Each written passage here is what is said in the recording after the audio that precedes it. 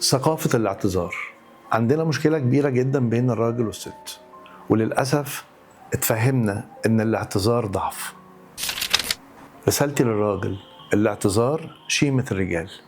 لما تعتذر، ولما تعتذر عن غلطك تجاه اللي انت عملته لمراتك أو لابنك أو لبنتك، انت هنا بتعلمهم يعني ايه رجولة. الست اللي غلطت وزعلت جوزها هي محتاجة تعتذر، لأن الاعتذار مش ضعف. أرجوك وأرجوكي، محتاجين نفهم ونعلم عيالنا يعني إيه ثقافة الاعتذار بيننا وبين بعض.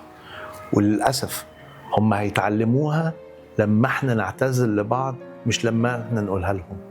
لما ابنك يشوفك بتعتذر لأمه، ولما حضرتك بنتك تشوفك بتعتذر لأبوها، هي هنا هتفهم يعني ايه اعتذار، مش بالكلام.